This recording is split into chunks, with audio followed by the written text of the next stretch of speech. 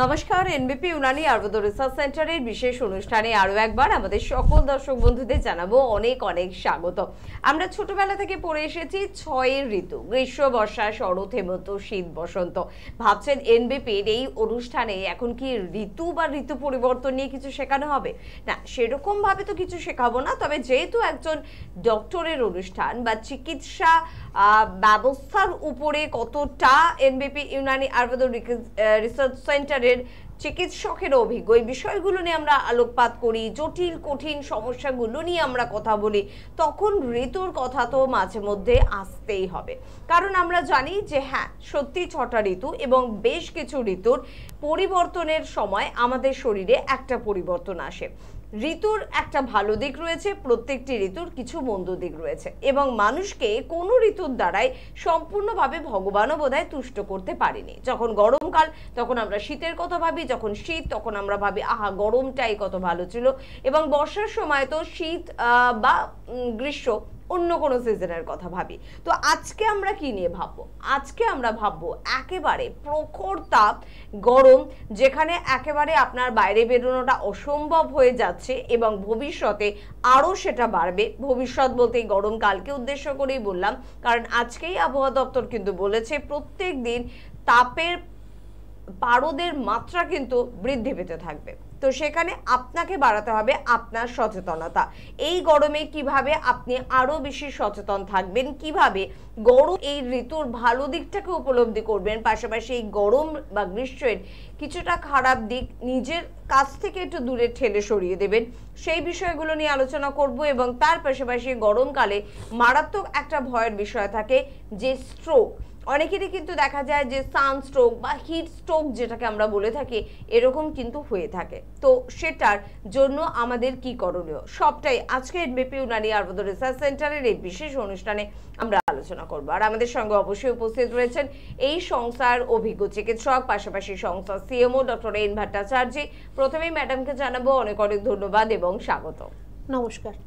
এবং তার পাশাপাশি ম্যাডামের থেকে ঠিক এই প্রশ্নটাই করব যে এই যে গরমকাল, এই গরমকালে মূলত আমরা হিটস্ট্রোক নিয়ে আজকে বা সানস্ট্রোক নিয়ে আমরা আলোচনা করব, কিন্তু সানস্ট্রোক বা হিটস্ট্রোক ছাড়া আর কি কি সমস্যা ম্যাডাম আমাদের আসতে পারে? সরি, দেখুন, যেহেতু এখন আমাদের ওয়েদার চেঞ্জেস হচ্ছে, তার মধ্যে এখনই যে পরিমাণ এখন টেম্পারেচার আমাদের বাইরে রয়েছে বা যে পরিমাণ গরম রয়েছে, একটা আপনার বাইরে আপনি 11টা 12 নাগাদ বেরোলে আপনার মনে হবে যে আপনার লু বইছে এই সময়টার মধ্যে। তো ফার্স্ট অফ অল আপনার কিন্তু এখান থেকে আপনার স্কিন, হেয়ার এগুলো কিন্তু আপনার ড্যামেজ হওয়া আপনার শুরু করবে। আপনার যদি আপনি এখন যারা আমরা বাইরে বেরোচ্ছি খুব বেশি সেরকমভাবে হয়তো আমরা কভার আপ করে বেরোচ্ছি না, বা হয়তো সেরকমভাবে আমরা ছাতা ব্যবহার করা শুরু করিনি এখনও আমরা, তো সেখান থেকে কিন্তু আপনার চুল নষ্ট হওয়া বা আপনার স্কিন নষ্ট হওয়া, ড্রাই হয়ে যাওয়া, এই সমস্যাগুলো কিন্তু আপনার মধ্যে আসতে থাকবে। ডিহাইড্রেশনের মাত্রা আপনার বেড়ে যাবে, অতিরিক্ত পরিমাণ আপনার তেষ্টা পাওয়ার যে সমস্যাটা, ইলেকট্রোলাইট ইমব্যালেন্স হওয়া শুরু হয়ে যাবে। কারণ যেহেতু আমাদের অ্যাটমসফিয়ারটা এখন চেঞ্জ হচ্ছে, এনভায়রনমেন্টটা চেঞ্জ হচ্ছে, তো আমাদের বডির মধ্যে আমাদের ইলেকট্রোলাইটসের ইমব্যালেন্স হয়ে যাবে। ইলেকট্রোলাইটস মানে আমাদের বডির মধ্যে কিছু মিনারেলসের দরকার আছে, যেরকম সোডিয়াম, পটাশিয়াম, ম্যাগনেসিয়াম, এগুলোর দেখবেন তারতম্য হওয়া শুরু হয়ে গেছে। অনেকের ক্ষেত্রেই সোডিয়াম ফল করা বা পটাশিয়াম ফল করা বা ম্যাগনেসিয়ামের মাত্রা বেড়ে যাওয়া, এই প্রবলেমসগুলো কিন্তু আসতে থাকে।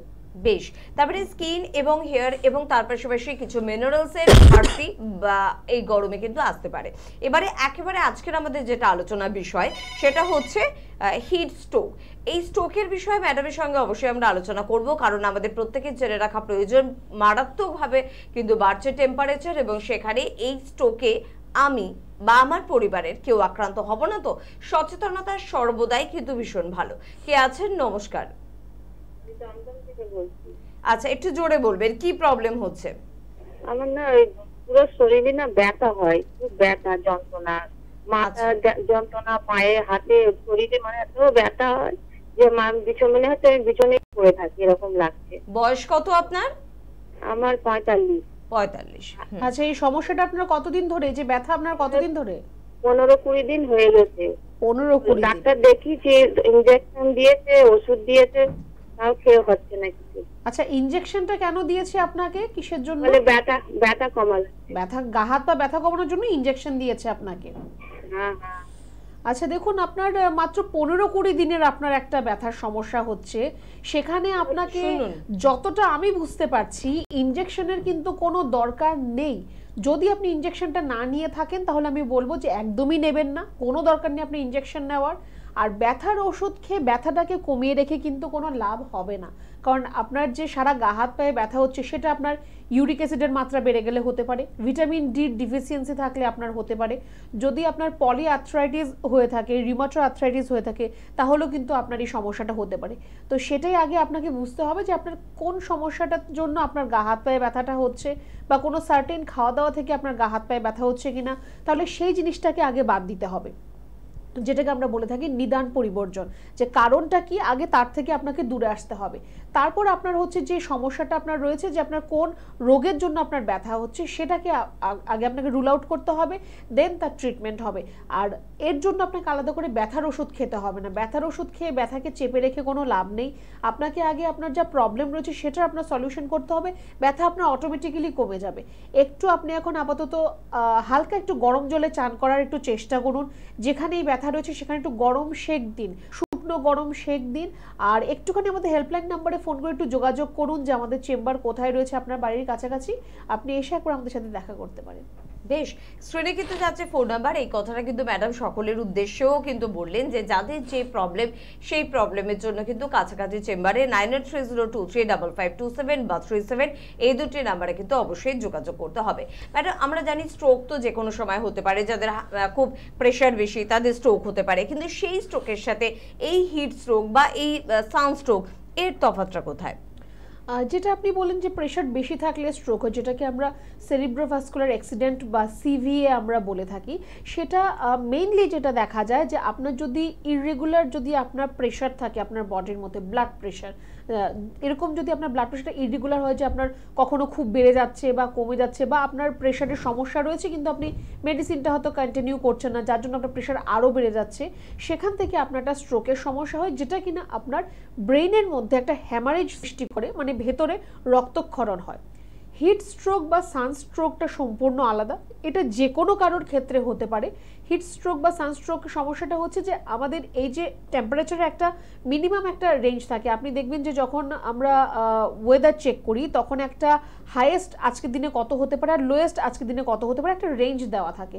তো তার একটা অ্যাভারেজ রয়েছে যে আপনার সারাদিনে এইটুকু পরিমাণ আপনার সারাদিনে একটা যে আমাদের তাপমাত্রাটা সেটা হতে পারে, তার থেকে যদি বেশি হয়ে যায়, সাপোজ এখন যা সময় রয়েছে এই সময়টাতে 30 ডিগ্রি অবধি আপনার হয়তো ম্যাক্সিমাম অবধি যাচ্ছে, তার থেকে যদি বেশি আপনার তাপমাত্রা আপনার এনভায়রনমেন্টের মধ্যে হয়ে যায়, তাহলে আপনার বডির টেম্পারেচারও বাড়তে থাকে। আপনার বডি টেম্পারেচার যদি 104 বা তার থেকে বেশি হয়ে যায়, তখন কিন্তু আপনার হিট স্ট্রোকের সমস্যা হতে পারে। যদি ফিভার না থাকে, যদি জ্বর না থাকে, তারপরেও যদি আপনার বডির টেম্পারেচার 104 বা তার থেকেও বেশি হয়ে যায়, সেখানে কিন্তু আপনার হিট স্ট্রোক হতে পারে। হিট স্ট্রোক হলে যেটা হবে সেটা হচ্ছে আপনার সেন্সলেস হয়ে যাওয়া, বা আপনার হয়তো একটু ইলিউশন হওয়া বা কনফিউশন সৃষ্টি হওয়া, মানে হয়তো আপনি বুঝতে পারছেন না যে কে কি বলছে বা আপনি কোথায় রয়েছেন কি করছেন, ইলিউশন যেটাকে বলা হয়, এরকম একটা ইলিউশন সৃষ্টি হওয়া, আপনার গা হাত পা একদম অবশ হয়ে যাওয়া বা ছেড়ে দেওয়া, আমরা যেটাকে বলি যে একদম গা হাত পা ছেড়ে দিচ্ছে। আর হচ্ছে স্কিনের মধ্যে আপনার কিছু ট্যানিং হয়ে যেতে পারে। আপনি ধরুন রোদে আপনি হেঁটে যাচ্ছেন অনেকটা পথ, তখন আপনার একটু শ্বাসকষ্টের সমস্যা হতে পারে, শ্বাস আপনার একটু ব্রিদিং ডিফিকাল্টি, একটু লম্বা লম্বা হয়তো আপনি শ্বাস নিচ্ছেন, দেখবেন আপনার স্কিনের কিছু অংশ, বেসিক্যালি ওটা মুখের মধ্যেই দেখা যায় যে আপনার একদম রেডিশ হয়ে যাচ্ছে, একদম লাল হয়ে যাচ্ছে, সেটা আপনার সানবার্ন থেকে হচ্ছে, যেটা আপনার ট্যানিংয়ের পরবর্তী সময় ট্যানিং সৃষ্টি করবে আপনার মধ্যে। সবচেয়ে আমরা মেইনলি যেটা দেখে থাকি হিট স্ট্রোক হলে যে একটা সেন্সোরিয়াম লসের একটা প্রবলেম হয়, মানে যেটাকে আমরা বলি যে অজ্ঞান হয়ে যাওয়া। হঠাৎ করে আপনি হয়তো রাস্তায় হাঁটছেন, অজ্ঞান হয়ে গেলেন, তখন কিন্তু আপনার শরীরের মধ্যে ইলেকট্রোলাইটের ইমব্যালেন্স হয়ে যায়, যার জন্য আপনার এই হিট স্ট্রোক থেকে আপনার অজ্ঞান হয়ে যাওয়ার মতো সমস্যাটা হয়। এটা যদি আপনার তৎক্ষণাৎ যদি আমরা চিকিৎসা যদি আমরা না করতে পারি, তাহলে কিন্তু এটা আস্তে আস্তে আপনার লাং, আপনার কিডনি, আপনার হার্ট সব কিছুর উপর কিন্তু একটা এফেক্ট ফেলতে পারে। একদম, যে হারে টেম্পারেচার বাড়ছে সেখানে কিন্তু এই ধরনের হিট স্ট্রোক হওয়ার প্রবণতা কিন্তু বাড়ছে। আমরা নিউজে মাঝে মধ্যেই কিন্তু শুনি যে বিভিন্ন জায়গায় কিন্তু হিট স্ট্রোকে কিন্তু অনেকে হয়তো সেন্সলেস হয়ে গিয়েছে বা অনেকের মৃত্যু পর্যন্ত কিন্তু হয়ে যায়। তো সেখানে কিভাবে সচেতনতা বাড়াবো সবটাই আমরা আলোচনায় নিয়ে আসবো। তবে কে আছেন? নমস্কার। নমস্কার দিদি, আমি হাওড়া শামপুরতে বলছি। হ্যাঁ বলুন দাদা, কি প্রবলেম হচ্ছে? প্রবলেম বলতে হলে এই ওয়েদারে প্রচন্ড হারে সর্দি কাশি জ্বর একদম ছাড়ছে না। আচ্ছা, সর্দি কাশি জ্বর ছাড়ছে না। দেখুন এই যে এখন ওয়েদারটা রয়েছে, এখন আমরা যেটা করে থাকি সেটা হচ্ছে যে আমাদের ঘরে বা অফিসে বা গাড়িতে আমরা এসির ব্যবহার করছি। এবার যদি আপনাকে একটু বাইরে বেরোতে হচ্ছে তখন আবার টেম্পারেচারটা চেঞ্জ হয়ে যাচ্ছে, তখন আবার চট করে আবার হঠাৎ আপনার একটু গরম লেগে যাচ্ছে। তো এই যে তারতম্যটা হচ্ছে, এখান থেকে কিন্তু সর্দি কাশি হতে পারে।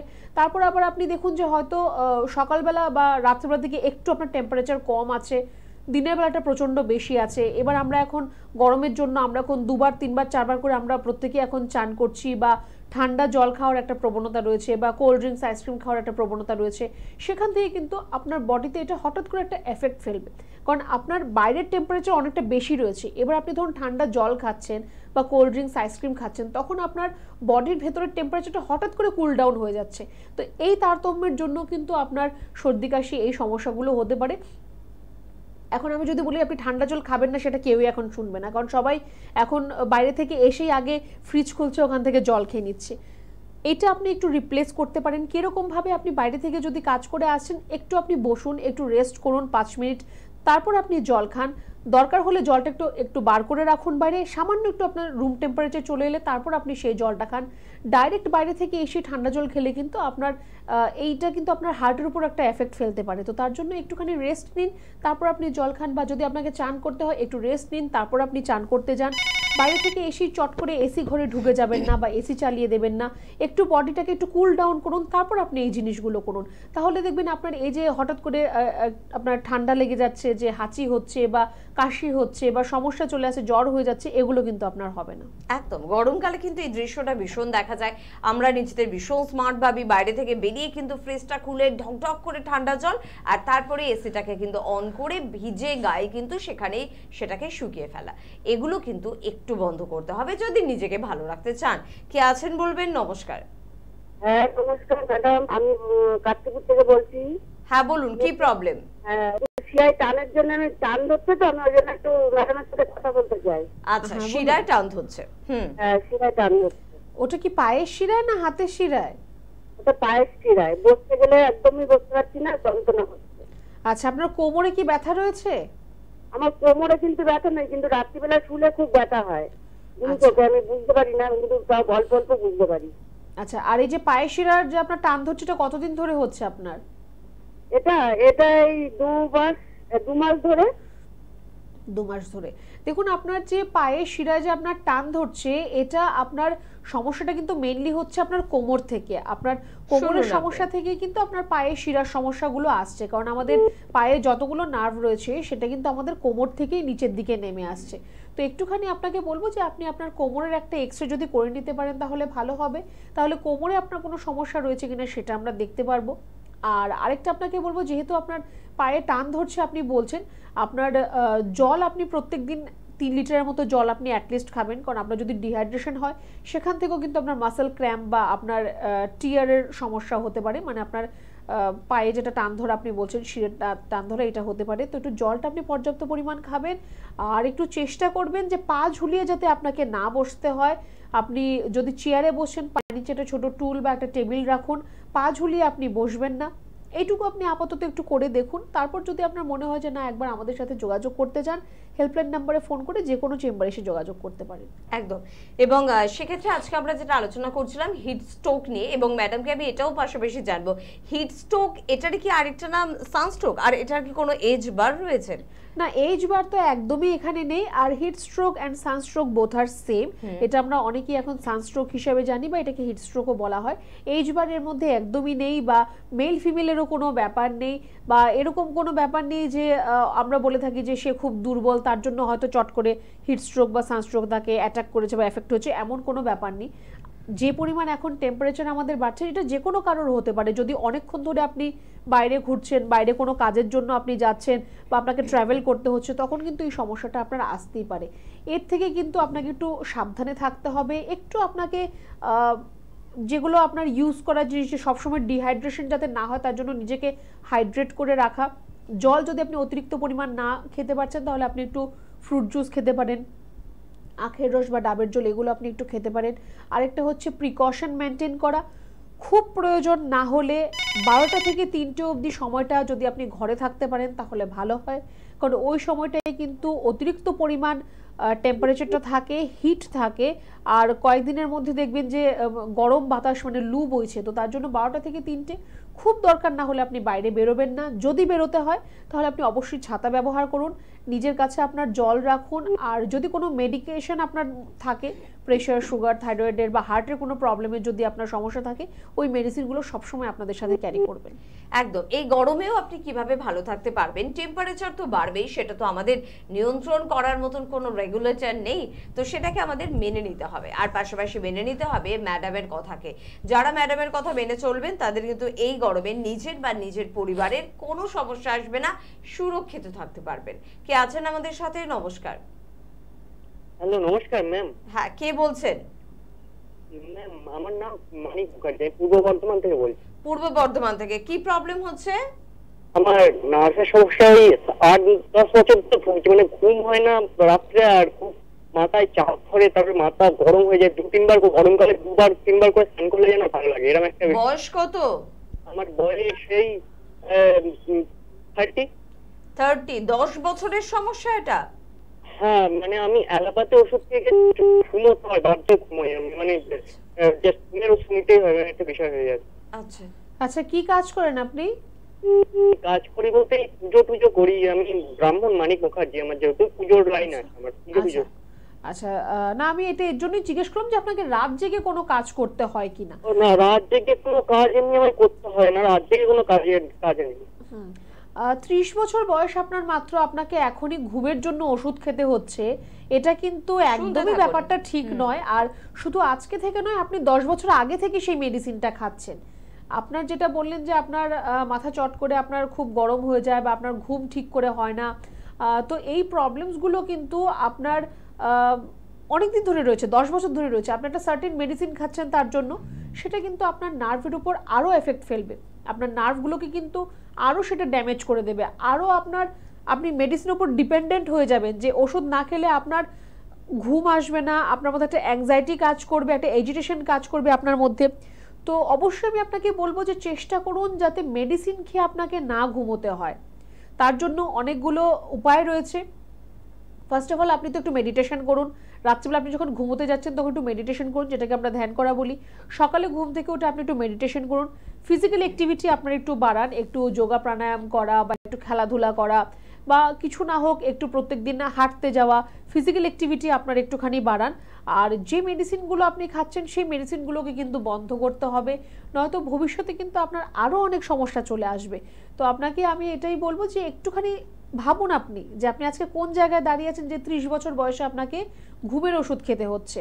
আর আপনার এর জন্য কিন্তু অলরেডি প্রবলেম শুরু হয়ে গেছে, যেটা আপনি বললেন যে আপনার মাথা চট করে গরম হয়ে যাচ্ছে বা আপনার হয়তো কনসেন্ট্রেশনের প্রবলেম হচ্ছে।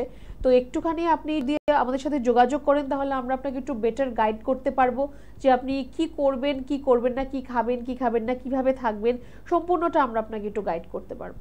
একদম। আর ঠিক এরকম সমস্যা কিন্তু শুধুমাত্র ওনার নয়, পাশাপাশি আপনারও হতে পারে। আর তার জন্য কিন্তু বলবো যোগাযোগ করতে হবে এনবিপি ইউনানি আয়ুর্বেদা রিসার্চ সেন্টারে। যে কোনো ক্রিটিক্যাল বা ক্রনিক ডিজিজ বা যে সমস্যার জন্য আপনাকে অপারেশনের পরামর্শ দেওয়া হয়েছে, যে সমস্যার জন্য দীর্ঘদিন আপনি মেডিসিন খাচ্ছেন কিন্তু মনের মতন কোনো রেজাল্ট পাচ্ছেন না, মনে হচ্ছে মেডিসিন খাওয়াটাই অযথা একটা কাজ করা হচ্ছে, তো সেক্ষেত্রে এনবিপি ইউনানি আয়ুর্বেদা রিসার্চ সেন্টারের চিকিৎসকেরা আপনাকে হ্যাপি করতে পারে, আপনাকে স্যাটিসফাই করতে পারে। এটা আমরা জোরের সাথে বলতে পারি, কনফিডেন্সের সাথে বলতে পারি, কারণ প্রত্যেকটা দিন এই সুখবরটা কিন্তু আমরা পাচ্ছি যে এনবিপিতে এসে মানুষ মনের মতন ট্রিটমেন্ট পাচ্ছে।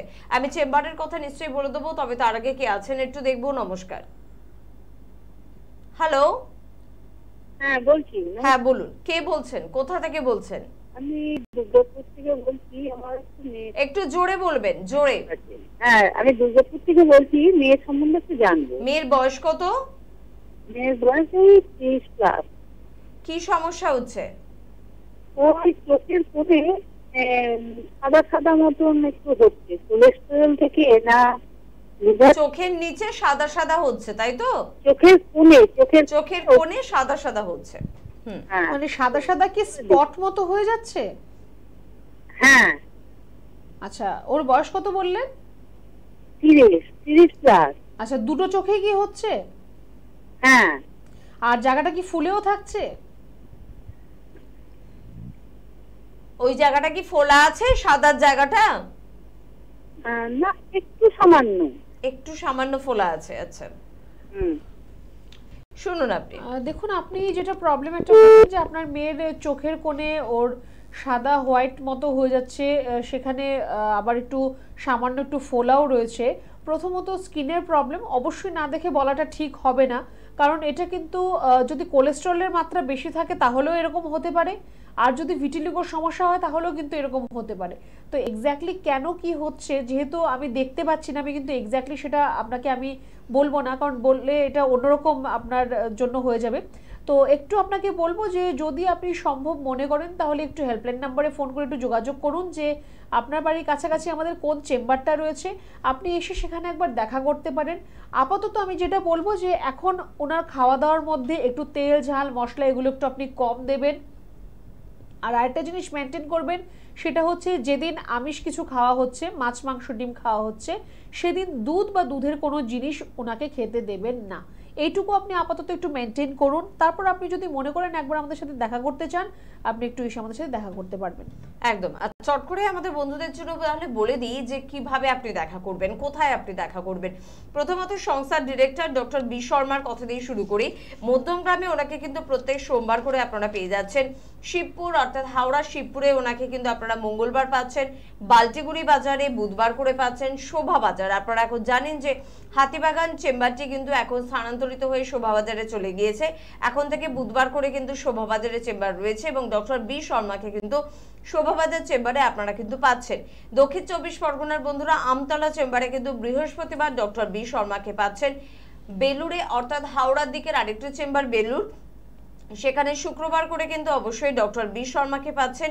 খিদিরপুর নতুন চেম্বার, এখানে শনিবার করে ডক্টর বি শর্মা কিন্তু থাকছেন। অবশ্যই যাদের সুবিধা হবে খিদিরপুরে যোগাযোগ করার, তারা কিন্তু হেল্পলাইন নাম্বারে ফোন করে নাম লেখাবেন। আরেকটি আমাদের অনেক দিনের চেম্বার ল্যান্সটাউন, এবং ল্যান্সটাউনে কিন্তু এখন থেকে রবিবার করে আপনারা পাচ্ছেন ডক্টর বি শর্মাকে দুপুর 12টা থেকে বিকেল 3টে পর্যন্ত। চলে আসেন ভট্টাচার্যের কথা, ম্যাডামকে আপনারা মধ্যমগ্রামে কিন্তু পাচ্ছেন ফ্রাইডে, শুক্রবার করে কিন্তু পেয়ে যাচ্ছেন। ল্যান্সটাউনে আপনারা কিন্তু ওনাকে মঙ্গলবার করে অবশ্যই পাচ্ছেন, একটু যোগাযোগ করে নেবেন। বেলুড়ে ওনাকে কিন্তু পাচ্ছেন সোমবার করে পাচ্ছেন, একটু ফোন করে জেনে নেবেন। ডক্টর এস ঘোষালকেও ল্যান্সটাউনে আপনারা পাচ্ছেন। কলকাতার কথা আগে বলে রাখছি, কলকাতায় কিন্তু ডক্টর এস ঘোষালকে আপনারা বৃহস্পতিবার করে কিন্তু পাচ্ছেন। এবং তার পাশাপাশি কয়েকটি নতুন চেম্বারের কথা আরেকবার বলে দেবো। এই মাসেই কিন্তু হলদিয়া অর্থাৎ এপ্রিলের 28 তারিখে হলদিয়া নতুন চেম্বারের ওপেনিং কিন্তু রয়েছেন। সংস্থার ডিরেক্টর বি শর্মা থাকছেন অন্যান্য অভিজ্ঞ চিকিৎসকেরা। প্লিজ একটু হেল্পলাইন নাম্বারে ফোন করবেন যারা হলদিয়া চেম্বারে যোগাযোগ করতে চাইছেন। এছাড়া আরামবাগ এবং শিলচরেও কিন্তু নতুন চেম্বার ওপেনিং রয়েছে। আরামবাগ কিন্তু রয়েছে পরের মাসের 12 তারিখে এবং শিলচরে কিন্তু পরের মাসের 19 তারিখে ওপেনিং ডেট রয়েছে। বেশ কিছুদিন ধরেই আপনাদের আমরা জানিয়ে রাখছি, সে কারণে যারা আরামবাগে থাকেন, শিলচরে থাকেন বা হলদিয়াতে থাকেন, আপনারা আপনাদের কাছের চেম্বার অনুযায়ী কিন্তু তাড়াতাড়ি বুকিং করে নাম লিখিয়ে ফেলবেন। এবং প্রত্যেকটি চেম্বারেই কিন্তু ডক্টর বি শর্মা থাকছেন প্রথম দিন এবং থাকছেন সংস্থার অন্যান্য অভিজ্ঞ চিকিৎসকেরা। এর পাশাপাশি কিন্তু ডক্টর এন ভট্টাচার্যকে আপনারা কিন্তু পেয়ে যাচ্ছেন মেচেদায়, বর্ধমানে পাচ্ছেন, আসানসোল, বাঁকুড়া, দুর্গাপুর, বোলপুর, খড়গপুর এবং আগরতলা অর্থাৎ ত্রিপুরার বন্ধুরা পাচ্ছেন। ডক্টর এ হালদারকে কিন্তু আপনারা হেরিয়ায় পাচ্ছেন, বহরমপুর, দিল্লি, কৃষ্ণনগর এবং হলদিয়া চেম্বারে কিন্তু পাচ্ছেন। দিল্লির চেম্বারটিও কিন্তু অনেকদিন পর আবারও কিন্তু শুরু হচ্ছে এবং 13 তারিখেই কিন্তু আপনারা এপ্রিল মাসের পাচ্ছেন। প্রথম দিন ডক্টর বি শর্মা থাকছেন, পাশাপাশি ডক্টর এ হালদার তো অবশ্যই থাকছেন। ডক্টর এস ঘোষালকে আপনারা রায়গঞ্জেও কিন্তু পেয়ে যাচ্ছেন, শিলিগুড়িতে পাচ্ছেন, কোচবিহারে পাচ্ছেন, মালদায় কিন্তু পেয়ে যাচ্ছেন। এছাড়া কিন্তু গুয়াহাটিতে চেম্বার রয়েছে। কোন ডক্টরকে আপনারা পাচ্ছেন একটু হেল্পলাইন নাম্বারে ফোন করে নেবেন, বিস্তারিতভাবে কিন্তু সুন্দরভাবে আপনাদের বুঝিয়ে দেওয়া কিন্তু হবে। কে আছেন আমাদের সাথে? পাশাপাশি বাংলাদেশেও কিন্তু চেম্বার রয়েছে, আমরা এই অনুষ্ঠান থেকে কিন্তু জানিয়ে দেবো বাংলাদেশের ডেট। কে আছেন? নমস্কার। হ্যাঁ নমস্কার, আমি হুগলি শিলাপুর থেকে সৈকত দাস বলছিলাম। হ্যাঁ বলুন দাদা, কি প্রবলেম? হ্যাঁ নমস্কার সুস্মিতা দি, নমস্কার ডাক্তারবাবু। বলুন। হ্যাঁ আমার অনেকবার পায়খানা হচ্ছে, আজকে 4-5 দিন ধরে প্রায় 13-14 বার পায়খানা হয়ে গেছে, ডিহাইড্রেশনের মতো হয়ে গেছে। তা আমি স্থানীয় হাসপাতালে গেছিলাম, ওরা ওষুধ দিয়েছে, ওষুধ খেয়েও কিছু কমেনি। আমার স্যার ওষুধ খেয়েছি, পেট ব্যথা, পায়খানা, পাতলা পায়খানা, জলের মতন হচ্ছি, সেই ওষুধ কিছু কমেনি। বলছে যদি না কমে তাহলে হসপিটালে ভর্তি হতে হবে বা স্যালাইন দিতে হবে। তা আমার একটু আর্থিক অবস্থার জন্য আমি ভর্তি হতে পারিনি এখনো পর্যন্ত। তা আমি জল খাচ্ছি, তাতেও ঢোক মেরে দিচ্ছি আর গ্যাস হয়ে যাচ্ছে, আর মুড়ি খাচ্ছি তাতেও ঢোক মেরে দিচ্ছি, গ্যাস হয়ে যাচ্ছে, অম্ল হয়ে যাচ্ছে। তো কি করা যাবে বলুন তো, যদি একটু ডাক্তারবাবু পরামর্শ দেন ভালো হবে। আচ্ছা, এই সমস্যাটা কি আপনার আগে কখনো হতো বা হয়েছে, নাকি এইবারই প্রথম হলো? এই আগে হয়েছিল, গত বছর হয়েছিল, মাঝে মধ্যেই হয়, প্রায়ই হয়। আচ্ছা, তো আপনার যদি এরকম প্রায়ই হয় বা মাঝে মধ্যেই হয়, তো তাহলে তো আপনার ইনডাইজেশনের একটা প্রবলেম রয়েছে। আপনার খাওয়া দাওয়া ঠিক করে হজম হচ্ছে না বলেই কিন্তু আপনার এই প্রবলেমসগুলো হচ্ছে। বারে বারে যদি আপনার এরকম যদি আপনার স্টুল হতে থাকে, তাহলে তো আপনি দুর্বল হয়ে যাবেন। শুনুন আপনি, তো তখন তো আপনাকে স্যালাইন ছাড়ার কোনো উপায় থাকবে না। আপাতত আপনি যেটা করতে পারেন সেটা হচ্ছে যে একটু আপনি বাড়িতেই একটু ওআরএস আপনি খান, কারণ আপনার যেহেতু ইলেকট্রোলাইটস ইমব্যালেন্স হবে, কারণ যেহেতু বারে বারে আপনার স্টুল হচ্ছে, আপনার সব মিনারেলস ইলেকট্রোলাইট সবই আপনার আস্তে আস্তে কমে যাবে। তো একটুখানি আপনি ওআরএস বাড়িতে এনে একটু ওআরএস খান, বা সামান্য আপনি একটু চিনি আর একটু নুন দিয়ে, তার মধ্যে যদি হয় সম্ভব তাহলে হাফ চামচ লেবুর রস দিয়ে আপনি ওটা খান। প্রত্যেকদিন আপনি ওটা খাবেন এখন। আর যদি সম্ভব হয় আপনি 2-4 ঘন্টা অন্তর অন্তর আপনি একটু ওআরএস এর জল বা একটু এরকম চিনি লবণ দিয়ে শরবত করে একটু আপনি খাবেন। একদম পাতলা মসুর ডাল করুন, তার উপরে জলটা দিয়ে আপনি ভাত খান। চিড়ে মুড়ি খই এসব খাওয়ার দরকার নেই, আপনি ভাত খাবেন, একদম ডালের জল দিয়ে আপনি ভাত খাবেন, তার মধ্যে আপনি একটু লেবু অ্যাড করতে পারেন, সেটা আপনার জন্য ভালো হবে। আরেকটা জিনিস আপনি খেতে পারেন, সেটা হচ্ছে দই। আপনি দই ভাত খান বা দই দিয়ে আপনি একটু ঘোল তৈরি করে খান। দইটা আপনার পেটের জন্য কিন্তু ভালো হবে। আপনার যে এখন প্রবলেমটা হচ্ছে, এটা কিন্তু আপনার দইটার থেকে অনেকটা আপনি রিলিফ পাবেন। আপনি একটু দই খাওয়াটা একটু শুরু করুন এখন। আর অবশ্যই টক দই বোধহয়, টক দই, মানে দই শুনেই মিষ্টি দই হাড়ি হাড়ি আপনি খেয়ে নিলেন তা কিন্তু একদম নয়। তবে হ্যাঁ, এনবিপি ইউনানি আয়ুর্বেদ রিসার্চ সেন্টারে যারা পৌঁছে গিয়েছেন এবং অবশ্যই ম্যাডাম স্যার প্রত্যেক অভিজ্ঞ চিকিৎসকের কথা মেনে চলেছেন, তারা কেমন আছেন অবশ্যই তাদের মুখ থেকে শুনে তারপর ফিরছে অনুষ্ঠানে। আপনার নাম? আমার নাম সুতপা গাঙ্গুলি। বাড়ি? বাড়ি হচ্ছে ডানকুনি, কালীপুর চেকপোস্ট। আপনার সমস্যা কি ছিল? আমার সমস্যা ছিল বলতে, প্রথমে আমার সকালবেলায় ঘুম থেকে উঠে হাঁটতে পারতাম না, গোড়ালির প্রচণ্ড যন্ত্রণা হতো। তারপরে এই অবস্থায় আমি প্রচুর অ্যালোপ্যাথিক দেখাই, অ্যালোপ্যাথিক ওষুধ খাই, ক্যালসিয়াম খাই, কিন্তু আমার তাতে কোনো রিকভার হয়নি। তারপর আমি সেটা করে হোমিওপ্যাথিকে চলে যাই। হোমিওপ্যাথিকও প্রায় আমি 2-3 বছর করি। হোমিওপ্যাথিকে কখনো কম কখনো বেশি এরকম হয়ে যায়, কিন্তু আমার সেইভাবে রিকভারটা হয়নি। তা আমার তারপরে আস্তে আস্তে দেখি যে আমি একেবারে হাঁটতে পারছি না, আমার রাত্রিবেলায় আমি ঘুমোতে পারছি না, মানে আমার একটা হাড়টা, গোড়ালির কাছে হাড়টা, পেছনের হাড়টা সেই সুপুরির মতো ফুলে গিয়েছিল এবং এত যন্ত্রণা হতো রাত্রিবেলায়, মানে পুরো মাথায় গিয়ে সেই কিটকিট করতো, ভেতরে জ্বালা করতো। আচ্ছা, এটা কতদিন ধরে হচ্ছে? এটা আমার প্রায় ধরুন 15-20 বছর হবে এই গোড়ালির প্রবলেমটা। তা এখন লাস্ট ওই অবস্থা হয়, ওরকম কিটকিট করছে, জ্বালা করছে, হ্যাঁ, রাত্রিবেলায় ঘুমোতে পারছি না। তারপর আমি একদিন টিভির প্রোগ্রাম দেখে আমি এনবিপিতে আমি যোগাযোগ করি। তা ওখানে যোগাযোগ করে বি শর্মাকে আমি দেখাই। আচ্ছা, এখানে কতদিন ট্রিটমেন্ট করছেন? এখানে আমি 3 মাস করছি। আচ্ছা, 3 মাস। এখন কি রকম আছেন? এখন আমি খুব ভালো আছি। আমার গোড়ালির যে একটা প্রবলেম ছিল, আমি যে 20 বছর ধরে গোড়ালির প্রবলেমে ভুগছিলাম, এটা আমি বুঝতেই পারছি না। মানে আমি এখন খুব ভালো আছি। তা এইটাই আর কি। আমার আর যাবতীয় যা প্রবলেম, একটু কোমরের ছিল পেন, তা সেটাও আমার এখন নেই। আমি এখন খুব ভালো আছি, হাঁটা চলাও ভালো করছি। মানে আমার যে ওই রোগটা ছিল, এটা আমি বুঝতেই পারছি না। তা ওষুধ চলছে, আমি এখন অবধি ওনার ট্রিটমেন্টে আছি, হ্যাঁ, ওনার ওষুধ খাচ্ছি, এই আর কি। আপনার নাম? আমার নাম সুতপা গাঙ্গুলি। আচ্ছা, বাড়ি? বাড়ি কালীপুর চেকপোস্ট, ডানকুনি। ঠিক। নাম? বিনয় দে। কোথা থেকে এসেছেন? জাঙ্গিপাড়া, হুগলি থেকে। আচ্ছা, আপনার কি সমস্যা? আমার সমস্যা অর্শ আজকে 16 বছর আগে হয়েছিল। মানে ব্লাড আসতো পায়খানা করতে গেলে, হ্যাঁ, তো সেটা হোমিওপ্যাথি বা অন্যরকম করে কোনো কিছু হয়নি সুরা। আমি এখানে মোটামুটি দেখালাম এনবিপি ওষুধ খেয়ে, তো আপনার 15 দিনেই অনেক সুস্থ, মানে পুরোপুরি প্রায় সুস্থ। হ্যাঁ, কষ্ট পাচ্ছিলাম সেই কষ্টগুলো আর নেই। আচ্ছা, কতদিন ট্রিটমেন্ট করাচ্ছেন এখানে? এখানে 15 দিন ট্রিটমেন্ট করাচ্ছি। নাম বিনয় দে।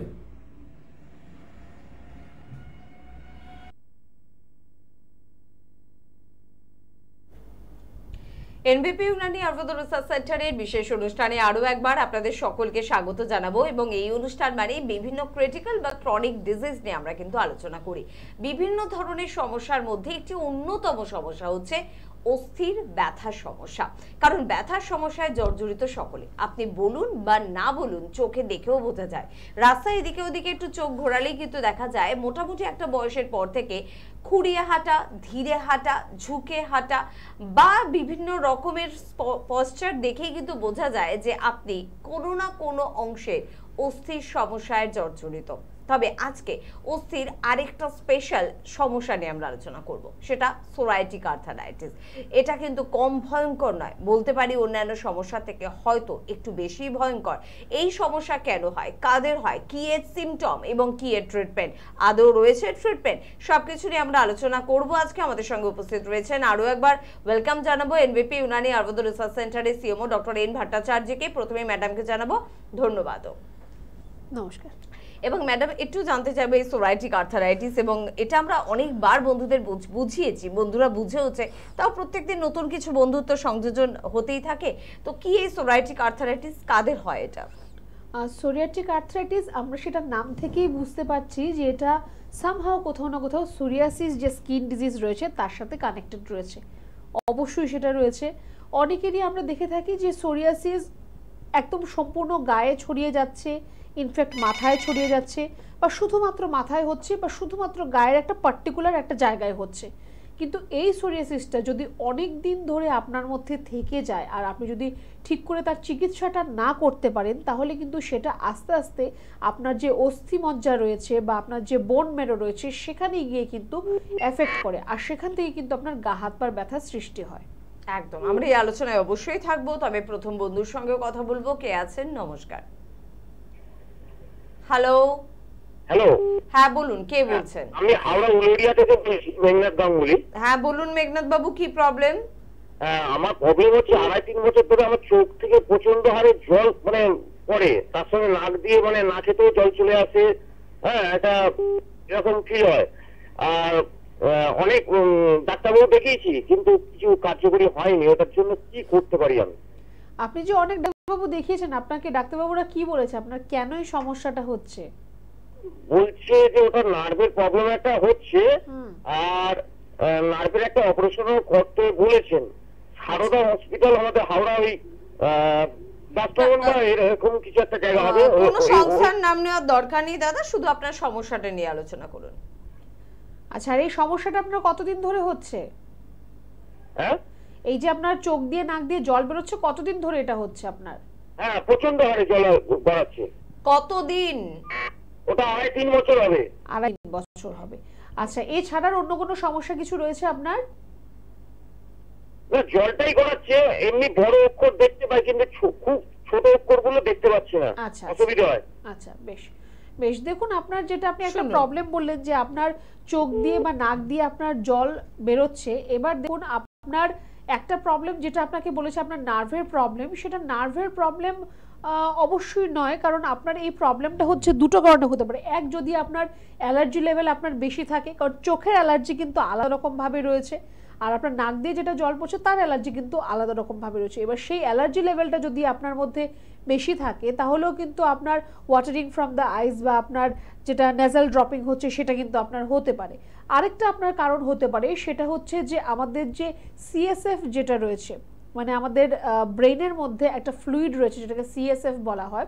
সেই সিএসএফ যদি আপনার যেহেতু কানেক্টেড, আমাদের সম্পূর্ণ নাক, চোখ, মুখ সবটা আমাদের মস্তিষ্কের সাথে কানেক্টেড রয়েছে, সেখান থেকেও কিন্তু আপনার ফ্লুইড বেরিয়ে আসতে পারে। সেটা কিন্তু আপনার একটা যদি আপনার কানেকশনগুলো যদি ঠিকঠাকভাবে না থাকে, পাতি কথা আমি বললাম, তাহলে কিন্তু আপনার সেখান থেকে ফ্লুইড আপনার বেরিয়ে আসতে পারে। সেটা চোখ দিয়েও হতে পারে, নাক দিয়েও হতে পারে। তার জন্য দরকার আছে একটা এমআরআই করে দেখার, আপনার সাইনাসের প্রবলেমের থেকে এই প্রবলেমগুলো আসতে পারে। তো একটা আপনার যদি ব্রেনের এমআরআই করতে পারেন তাহলে ভালো হবে। যদি না করতে পারেন কোনো ব্যাপার নেই, আপনি একটা আইজি টেস্ট করান, একটা অ্যালার্জি টেস্ট করান, আপনার এটা রক্ত পরীক্ষা থেকেই হয়ে যাবে। যদি অ্যালার্জি লেভেল বেশি থাকে সেখান থেকেও আপনার এই প্রবলেমটা কিন্তু আসতে পারে। আপাতত আপনি যেটা করতে পারেন সেটা হচ্ছে একটু আপনি গরম জল করে তার একটু স্টিমটা ইনহেল করুন, যেটাকে আমরা বলে থাকি যে একটু গরম জলের ভাপ নেওয়া, যেটা স্টিম ইনহেলেশন, সেটা আপনি একটুখানি করতে পারেন। তাহলে আপনার যে নাক থেকে জল পড়ছে সেটা থেকে আপনি অনেকটা রিলিফ পাবেন। একদম। আর আমাদের এই অনুষ্ঠানে কিন্তু আমরা শুধু ক্রিটিক্যাল বা ক্রনিক ডিজিজ নয়, চোখের সমস্যা, নাকের সমস্যা, কানের সমস্যা, দাঁতের সমস্যা, গলার কোনো সমস্যা, স্কিন বা হেয়ার, এরকম ছোট ছোট যে আমাদের গুরুত্বপূর্ণ পার্টগুলো রয়েছে সেখানকার প্রবলেম হলেও কিন্তু ট্রিটমেন্ট রয়েছে এনবিপি ইউনানি আয়ুর্বেদ রিসার্চ সেন্টারে, তার প্রমাণ কিন্তু মেলে। তাই আপনাদের যে কোনো ধরনের সমস্যা হোক, চোখ নাক বন্ধ করে আপনারা কিন্তু ভরসা করতে পারেন এনবিপি ইউনানি আয়ুর্বেদ রিসার্চ সেন্টারকে। আজকে খুব সিরিয়াস একটা বিষয় নিয়ে আমরা কথা বলছি, সোরাইটিক আর্থ্রাইটিস। ম্যাডাম একটু শুনবো বিষয়টার। সোরিয়াটিক আর্থ্রাইটিসে আপনার যেটা আপনি বুঝতে পারবেন সেটা হচ্ছে আপনার সোরিয়াসিস তো রয়েছেই, তার পাশাপাশি আপনার যে স্মল জয়েন্টগুলো রয়েছে, মানে আপনার এলবো, রিস্ট বা আপনার অ্যাঙ্কেল, এই জয়েন্টগুলোর মধ্যে আপনার স্টিফনেস হয়ে যাবে, মানে একটা আড়ষ্ট ভাব থাকবে, সেখানে আপনার ব্যথা থাকবে আর সোয়েলিং থাকবে, মানে ফুলে যাওয়া। তো আপনার যদি এরকম কোনো ফিচার্স যদি আপনি দেখতে পাচ্ছেন যে আপনার স্কিন ডিজিজের পাশাপাশি আপনার এই সমস্যাগুলো আসছে, যে আপনার কবজিতে ব্যথা হচ্ছে বা আপনার পায়ের গোড়ালিতে ব্যথা হচ্ছে, জায়গাটা আপনার স্টিফ হয়ে থাকছে বা ফুলে যাচ্ছে, তাহলে কিন্তু অবশ্যই আপনার দরকার রয়েছে কোনো ডক্টরের সাথে পরামর্শ করার। কারণ এখানে কিন্তু আপনি যদি ব্যথার কোনো ধরনের কোনো মেডিসিন আপনি খান, আপনার স্কিনের সমস্যা বেড়ে যাবে। আপনার স্কিনের ট্রিটমেন্ট যদি শুধুমাত্র করে যান তাহলে আপনার ব্যথার দিকে বাড়তে থাকবে। তো এখানে একটু কনফিউজিং ব্যাপার রয়েছে, তো সেটাকে কিন্তু আপনাকে ঠিকঠাকভাবে একটু চিকিৎসাটা করতে হবে। একদম। পরের বন্ধুর সঙ্গে আমরা কথা বলবো। কে আছেন? নমস্কার। নমস্কার ম্যাম, আমি নদিয়া থেকে বলছিলাম। নদিয়া থেকে বলুন, কি প্রবলেম হচ্ছে? ম্যাম আমি আমার বাবার ব্যাপারে একটু জানি। বাবার বয়সটা শুনবো। আমার বয়স হচ্ছে 60+। হ্যাঁ, কি প্রবলেম হচ্ছে? আমার বাবার বেশ কিছু বছর ধরে হার্টের সমস্যা রয়েছে। এবার 5 বছর হলো বাইপাস সার্জারি হয়ে গেছে। তো এবার এখন না রিসেন্ট যে সমস্যাগুলো হচ্ছে, মাঝে মধ্যে না বলছে একটা হালকা চাপ ধরা বুকে ব্যথা লাগছে। আর মানে যখন রিসেন্টলি যখন ডক্টর দেখানো হয়েছে উনি কিছু মেডিসিনও অ্যাড করেছেন, কিন্তু তারপরে না প্রেশার ভীষণ ফ্লাকচুয়েট করছে, মানে প্রেশার মাঝে মাঝে এমন কমে যাচ্ছে তখন মনে হচ্ছে না মাথা ঘুরছে, এরকম একটা সমস্যা হচ্ছে। আর সারাদিনে 7-8টা তো ওষুধ খেতেই হয়। আর 12 মাস না একটা কাশি থাকে, শ্লেষা সহ 12 মাস একটা কাশি। আর যে পাটা থেকে শিরাটা নিয়ে অপারেশন করেছিল না, সেই পাটায় মাঝে মধ্যে এত টান ধরে রাত্রেবেলায়, তখন না ঘুমাতে পারে না, উঠে পড়তে হয়। এই সমস্যাগুলো এখন হচ্ছে। আচ্ছা, কিছুটা তো ওনার দেখুন, আপনি যা যা ওনার সিমটমসগুলো বললেন, কিছুটা কিন্তু মেডিকেশনের সাইড এফেক্টসের জন্যও কিন্তু হচ্ছে। যেটা আপনি বললেন যে ওনার একটা পায়ে যেটা টান ধরার যে সমস্যাটা হচ্ছে সেটা একটু থাকবে, যেহেতু ওখান থেকে আপনার একটা নার্ভ নিয়ে ওখান থেকে আপনার অপারেশনটা হচ্ছে, আর্টারি সরি নট নার্ভ, তো তার জন্য আপনাকে কিন্তু ওখানে পায়ের একটা সমস্যা আপনার থাকতে পারে। আরেকটা আপনি বলেন যে আপনার বাবার প্রেশারটা একটু ফ্লাকচুয়েট করছে, তো একটুখানি কিন্তু ওনার পালস রেটটা মাঝে মধ্যে একটু চেক করবেন যে ওনার পালস রেটটা কত রয়েছে।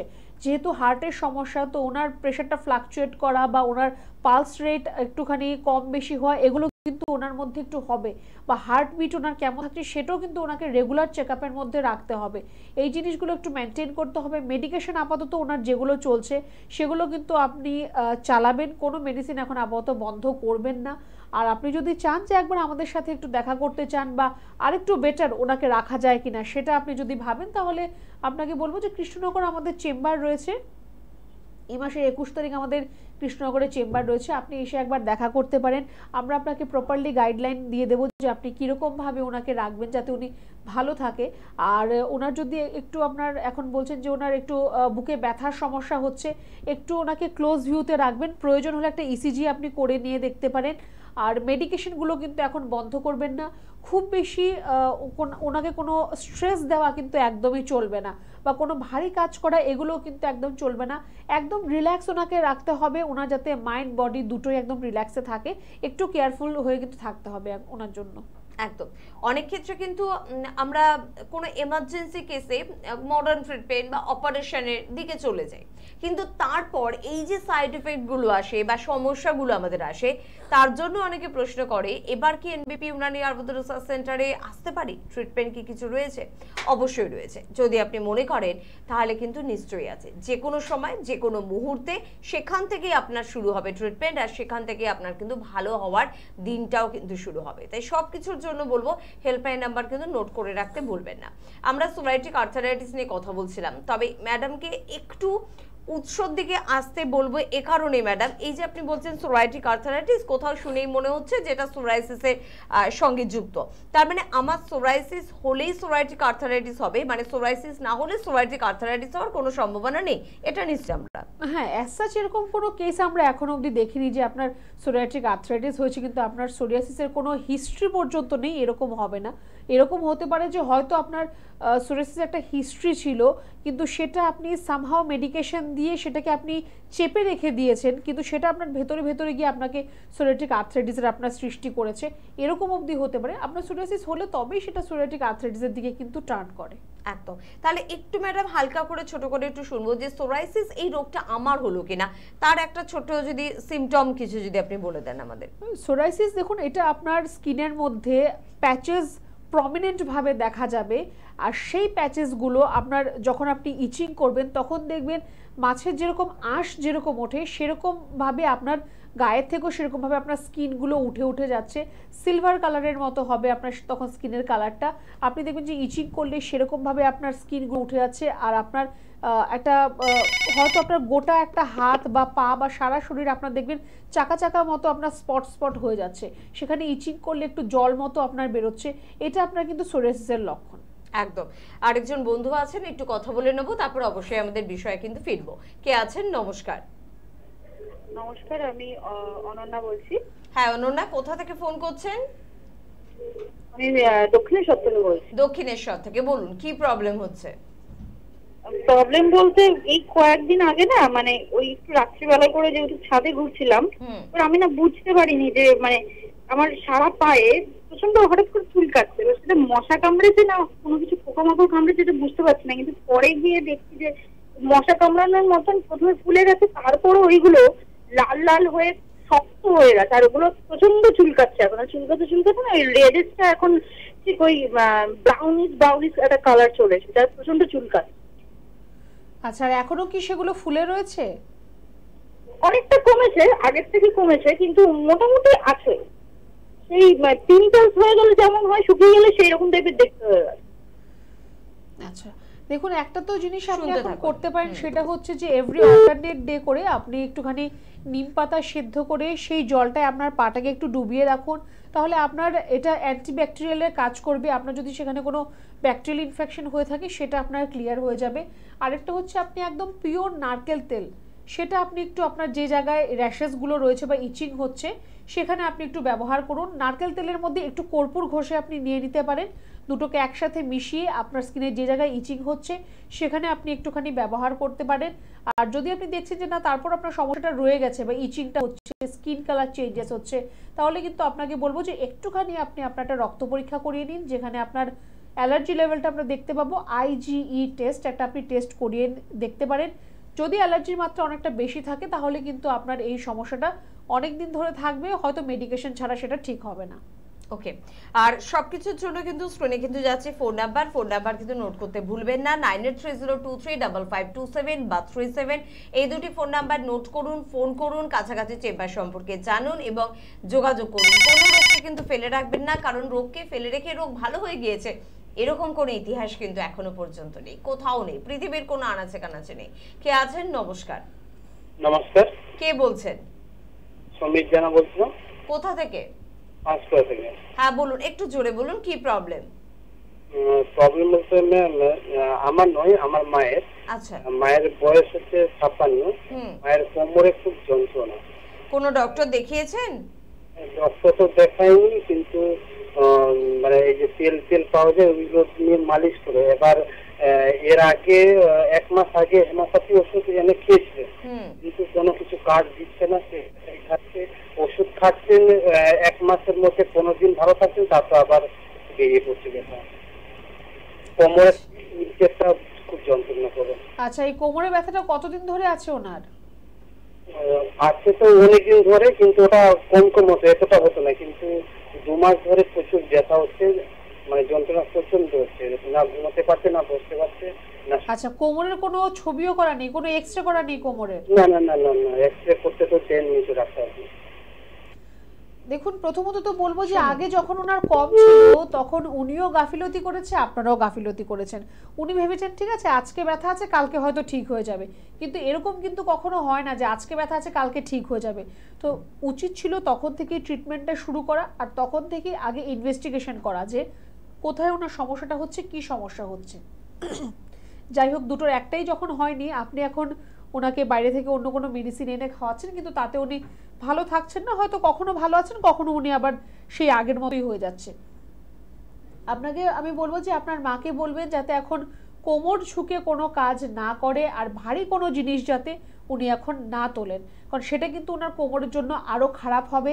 যদি সম্ভব হয় কোমরের একটা এক্সরে করান, আর একটু আমাদের হেল্পলাইন নাম্বার একটু ফোন করে একটু যোগাযোগ করে নিন, জেনে নিন আপনার বাড়ির কাছাকাছি আমাদের কোন চেম্বারটা রয়েছে, কবে আর কখন এলে আপনি দেখাতে পারবেন। একটু এসে আপনি যোগাযোগ করুন, একটু দেখা করুন, নয়তো এই সমস্যাটা কিন্তু পরবর্তী সময় এতটাই বেড়ে যাবে যে হয়তো আপনার মা একদম শয্যাশায়ী হয়ে যাবে, তখন কিন্তু আর কিচ্ছু আপনার কাছে করার থাকবে না। তো এখনো সময় রয়েছে, একটু যোগাযোগ করুন। একদম। আর আমাদের বন্ধুদের জন্য বলবো যে ডক্টর বি শর্মা অর্থাৎ সংস্থার ডিরেক্টরকে আপনারা কিন্তু বেশ কয়েকটি চেম্বারে পেয়ে যাচ্ছেন, যেমন মধ্যমগ্রামে কিন্তু সোমবার করে পাচ্ছেন, শিবপুরে কিন্তু আপনারা মঙ্গলবার করে পাচ্ছেন, বালচিগুড়ি বাজার অর্থাৎ হাওড়াতে বুধবার করে ওয়েডনেসডেতে পেয়ে যাচ্ছেন। আমাদের শোভাবাজার চেম্বার যেটা হাতিবাগানের থেকে স্থানান্তরিত হয়েছে, শোভাবাজারও বুধবার করে কিন্তু পেয়ে যাচ্ছেন। আমতলা দক্ষিণ 24 পরগনার বন্ধুরা ডক্টর বি শর্মাকে পাচ্ছেন বৃহস্পতিবার করে। বেলুড়ে কিন্তু পেয়ে যাচ্ছেন আপনারা শুক্রবার করে ডক্টর বি শর্মাকে। খিদিরপুর নতুন চেম্বার এখানে শনিবার করে কিন্তু পাচ্ছেন। ল্যান্সডাউনে কিন্তু রবিবার করে পাচ্ছেন। টাইমটা বা অ্যাড্রেস বিস্তারিত জানতে হলে হেল্পলাইন নাম্বার আপনাকে সহযোগিতা করবে। কে আছেন বলবেন? নমস্কার। জয়দেব পদ্মমজুর। হ্যাঁ, কি সমস্যা জয়দেব বাবু? আপনাদের কি শুভ সন্ধ্যা জানাই। শুভ সন্ধ্যা, বলুন। হ্যাঁ, সমস্যা হচ্ছে দীর্ঘদিন ধরে দাঁতের একটা সমস্যা তৈরি হচ্ছে। সমস্যা হচ্ছে মিষ্টি যখন খাওয়া হচ্ছে বা মিষ্টি জাতীয় কোনো জিনিস যখন খাওয়া হচ্ছে তখন দাঁতের মধ্যে ব্যথা করছে, এবং মিষ্টি খাওয়ার পর যখন জল খাওয়া হচ্ছে তখন ব্যথাটা দ্বিগুণ বেড়ে যাচ্ছে। আচ্ছা আচ্ছা, তো আপনার সেখানে দাঁতে কোনো পোকা রয়েছে কিনা বা কোনো স্কেলিং হচ্ছে কিনা? মাসখানেক ধরে হচ্ছে। তো আমি কোলগেট বা বিভিন্ন রকম কোন ব্র্যান্ডের নাম নেবেন না প্লিজ, এটা একটা মিডিয়ার প্রোগ্রাম। তো আপনি শুধু বলুন কোন ডক্টর দেখিয়েছেন, দাঁতে পোকা যেটাকে আমরা বলি এই ধরনের, বা দাঁতের কোনো সমস্যা আছে আপনার? দাঁতের সমস্যা আগে কিছু হয়নি, মোটামুটি স্বাভাবিকই ছিল, কিন্তু হঠাৎ কেন জানি না এরকম হচ্ছে। আমার বয়স প্রায় 43 প্লাস। আচ্ছা, দেখুন আপনার যেটা প্রবলেম আপনি বললেন যে আপনার মিষ্টি খেলে দাঁতে ব্যথা হচ্ছে, তারপর আপনি যখন আবার জল খাচ্ছেন তখন আর একটু ব্যথাটা আপনার বাড়ছে। তো আপনার কিন্তু সেটা যদি দাঁতে যদি আপনার ক্যাভিটি থাকে তাহলেও কিন্তু আপনার সমস্যাটা হতে পারে, বা যদি দাঁতে আপনার যেটা আমরা পোকা লাগা বলি সেরকম যদি আপনার সমস্যা হয় তাহলেও কিন্তু আপনার এটা হতে পারে। আপনার সেন্সিটিভিটিটা একটু বেড়ে গেছে এখন আপনার দাঁতে, সেটা কিন্তু আবার দাঁতের উপরে যে এনামেল রয়েছে সেটা যদি ক্ষয় পেয়ে যায় তাহলেও কিন্তু আপনার আসতে পারে। তো প্রথমত তো আপনাকে বলবো যে যখন আপনি টুথব্রাশ ব্যবহার করছেন, যখন ব্রাশিং করছেন, একটু আস্তে আস্তে ব্রাশ করবেন, খুব বেশি জোরে ঘষে ঘষে আপনি ব্রাশ করবেন না। আর একটুখানি আপনি গরম জলের মধ্যে নুন দিয়ে কুলকুচি করুন, প্রত্যেক দিন দিনে একবার করে করুন, একটু কুলকুচি করুন। যদি পেয়ারা পাতা পাওয়া যায়, একদম কচি পেয়ারা পাতা, সেটা আপনি একটু চিবিয়ে খাবেন, তাহলে সেটা আপনার যদি ক্যাভিটির কোনো প্রবলেম হয় বা আপনার গাম ওরিয়েন্টেড কোনো প্রবলেম হয় সেখান থেকে আপনাকে অনেকটা কিন্তু রিলিফ দেবে। একদম। পাশাপাশি যেটা বলছিলাম আরেকবার একটুখানি কমপ্লিট করি, ডক্টর এন ভট্টাচার্য ম্যাডামকে কিন্তু কলকাতা বা হাওড়ায় আপনারা পেয়ে যাচ্ছেন। মধ্যমগ্রাম চেম্বারটা দিয়ে শুরু করি, মধ্যমগ্রামে কিন্তু শুক্রবার করে পাচ্ছেন, কলকাতার ল্যান্সডাউনে কিন্তু আপনারা মঙ্গলবার পাচ্ছেন, হাওড়ার বেলুড়ে কিন্তু আপনারা সোমবার করে পেয়ে যাচ্ছেন। এছাড়া ম্যাডামকে আপনারা কিন্তু পেয়ে যাচ্ছেন বেচেদায় পাচ্ছেন বর্ধমান, আসানসোল, বাঁকুড়া, দুর্গাপুর, বোলপুর, খড়গপুর, ত্রিপুরার আগরতলাতে কিন্তু পেয়ে যাচ্ছেন। একটু ফোন করে একটু যোগাযোগ করে নেবেন, অ্যাড্রেসগুলো কিন্তু জেনে যেতে পারবেন। ডক্টর এস ঘোষালকে কলকাতা ল্যান্সডাউন চেম্বারে কিন্তু পাচ্ছেন, এবং তার পাশাপাশি ডক্টর এস ঘোষালকে রায়গঞ্জে পাচ্ছেন, নর্থ বেঙ্গলের শিলিগুড়ি, কোচবিহারে পাচ্ছেন, মালদাতেও কিন্তু পাচ্ছেন। ডক্টর এ হালদারকে আপনারা কিন্তু নদিয়ায় পাচ্ছেন, আপনারা বহরমপুরে পাচ্ছেন, দিল্লি, অনেকদিন পর দিল্লির চেম্বার আবারও হচ্ছে, সেই জন্য ডক্টর এ হালদার তো থাকছেনই, পাশাপাশি সংস্থার ডিরেক্টর ডক্টর বি শর্মাও কিন্তু থাকছেন। কৃষ্ণনগর, নদিয়ার বন্ধুরা যোগাযোগ করুন, হলদিয়াতেও কিন্তু আপনারা অবশ্যই যোগাযোগ করবেন, এবং হলদিয়া কিন্তু একেবারে নতুন চেম্বার, আমি বললাম যে হলদিয়ার নতুন চেম্বার, যেটা 28 তারিখ কিন্তু ওপেনিং রয়েছে এপ্রিল মাসের, আর মে মাসের 12 তারিখ এবং 19 তারিখে আরও দুটি চেম্বারের ওপেনিং রয়েছে। 12 তারিখে আরামবাগ এবং 19 তারিখে কিন্তু শিলচর। প্রত্যেকটি নতুন চেম্বারের ওপেনিং এর দিন কিন্তু ডক্টর বি শর্মা সংস্থার ডিরেক্টর থাকছেন অন্যান্য অভিজ্ঞ চিকিৎসকেরা। একটু ফোন করে অ্যাড্রেস গুলো নিয়ে নেবেন যারা জানেন না। কে আছেন? নমস্কার। হ্যাঁ নমস্কার, আমি পানাগড় থেকে বলছি। পানাগড় থেকে বলছেন, বলুন দাদা কি সমস্যা?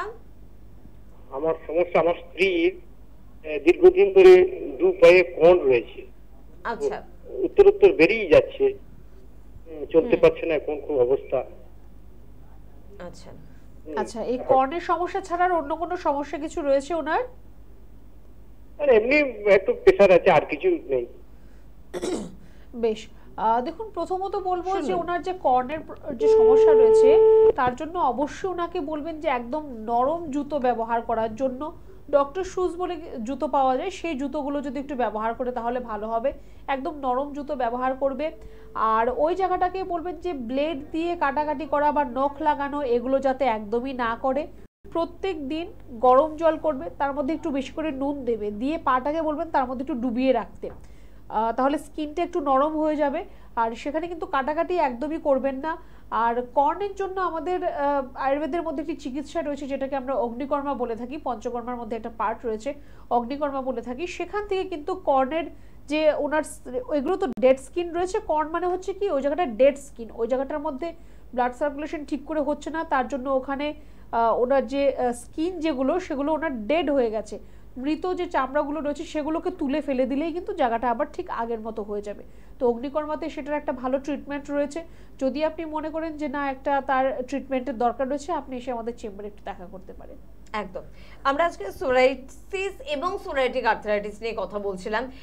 একটা প্রশ্ন তো নিশ্চয়ই থাকতে পারে, যারা প্রচন্ড সচেতন, যারা কোনো রোগকেই পুষে রাখতে চান না, ভালো চিকিৎসা কোথায় হয়, কোথায় গেলে তাড়াতাড়ি আমি সুস্থ হব, এই বিষয়টা নিয়ে সবসময় কিন্তু ভাবনা চিন্তা করেন, তাদের জন্য অবশ্যই এনবিপির চিকিৎসকেরা রয়েছেন। এবং যদি আপনি এই ক্যাটাগরির হন এবং আপনি যদি সোরাইসিসের মধ্যেই রোগটাকে সীমিত রাখতে চান, সোরাইটিক আর্থ্রাইটিস অবধি যদি পৌঁছতে না চান, তো ম্যাডামের কাছে এই প্রশ্নটা করব, সেটা কি সম্ভব হবে কখনো আদৌ, নাকি সোরাইসিস হলে সোরাইটিক আর্থ্রাইটিসে আমাকে ভুগতেই হবে? একদমই না, অনেকেরই সোরিয়াসিস রয়েছে, তাই বলে যে প্রত্যেকের সোরিয়াটিক আর্থ্রাইটিস আছে এরকম কিন্তু একদমই নয়। সোরিয়াসিস যদি আপনার একদম ইনিশিয়াল দিকে যদি আপনার ডিটারমাইন করা যেতে পারে যে আপনার সোরিয়াসিসের সমস্যা রয়েছে, তাহলে কিন্তু সেখান থেকে আপনার কিছু ডায়েটের মাধ্যমে আর কিছুটা মেডিকেশনের মাধ্যমে আর অবশ্যই পঞ্চকর্মা থেরাপির মাধ্যমে আপনার কিন্তু সব সময়ের জন্য আপনার এই সোরিয়াসিসের সমস্যাটাকে আমরা শেষ করতে পারবো। এবার আমাদের মেডিসিন যখন আপনি নেবেন বা আমাদের ট্রিটমেন্ট যখন নেবেন, তখন কিন্তু এরকম নয় যে আপনি ট্রিটমেন্টে আছেন বা মেডিসিন খাচ্ছেন তখন ঠিক আছে, বন্ধ করে দিলে আবার বেড়ে যাচ্ছে, এমন কোনো ব্যাপার নেই। একবারই আপনার ট্রিটমেন্ট হবে, সেখানে আপনাকে সংশোধন আর সংশোধন দুটো চিকিৎসাই একসাথে দেওয়া হবে। সেখান থেকে কিন্তু আপনার এই যে সমস্যাটা কিন্তু আপনার চিরতরের জন্য আপনার কিন্তু ঠিক হয়ে যাবে। আর যদি কারোর ক্ষেত্রে এরকম হয় যে অনেক দিন ধরে সোরিয়াসিস রয়েছে, অনেক জায়গায় ট্রিটমেন্ট করিয়েছেন, তারপরও আপনি সেটার কোনো সুরাহা করতে পারেননি, সেখান থেকে আপনার সোরিয়াটিক আর্থ্রাইটিস চলে এসছে, তারও অবশ্যই ট্রিটমেন্ট রয়েছে। সেখানেও কিন্তু আমাদের ওরাল মেডিকেশনের পাশাপাশি পঞ্চকর্মা থেরাপির দরকার রয়েছে।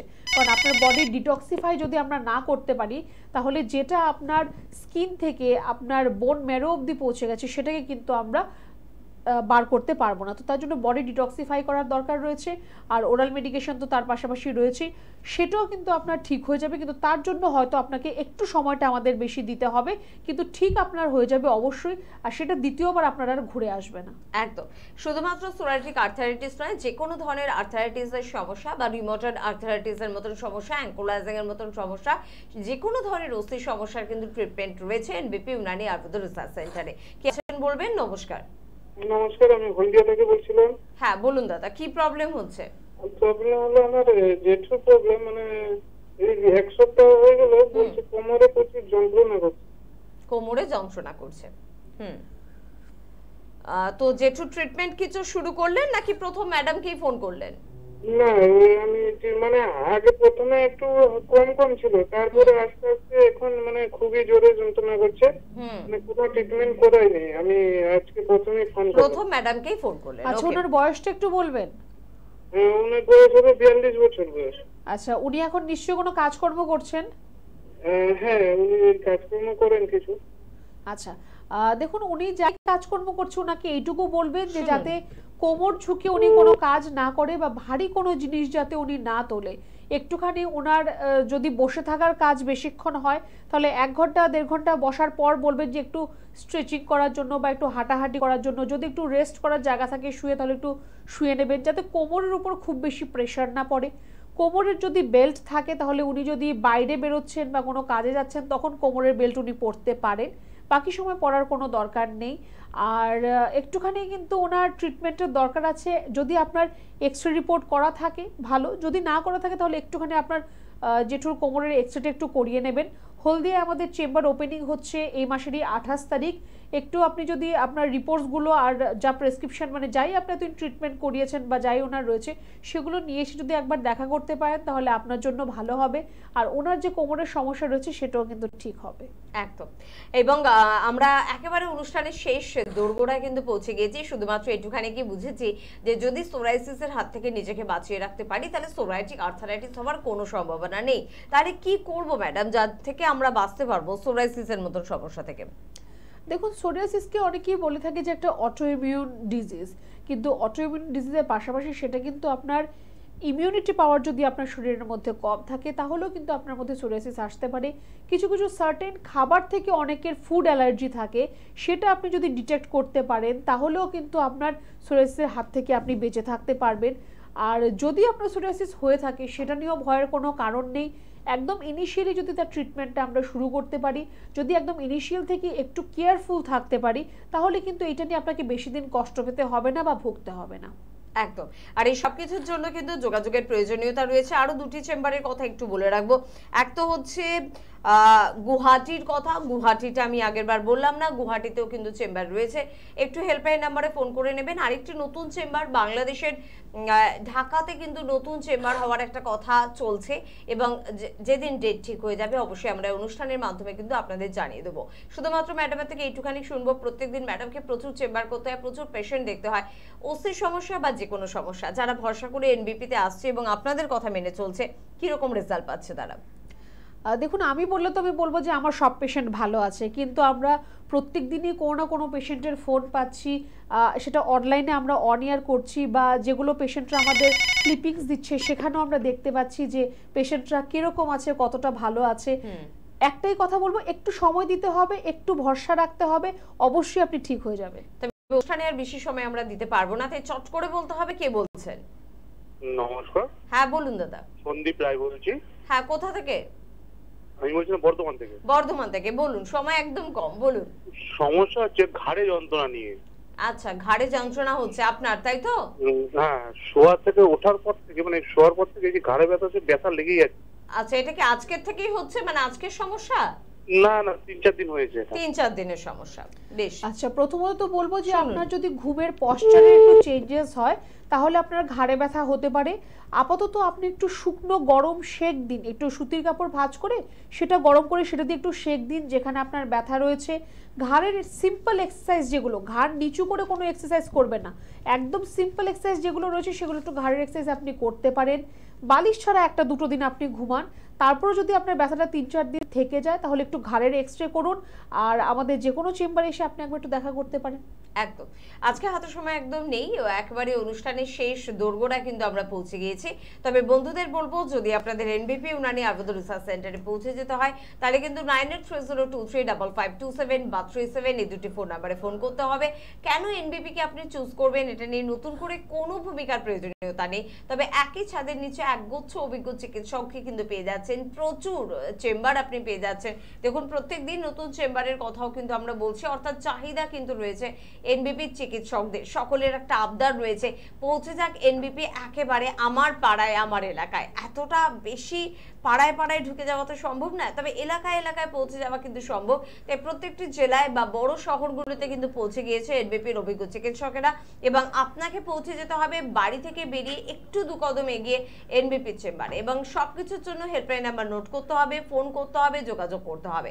আজকে সময় একদম নেই, অনুষ্ঠান থেকে বিদায় নেব, পরবর্তী অনুষ্ঠানে কিন্তু আবারও দেখা হচ্ছে। তাই ধন্যবাদ জানাবো আপনাদের, ধন্যবাদ জানাবো ম্যাডামকেও, নমস্কার।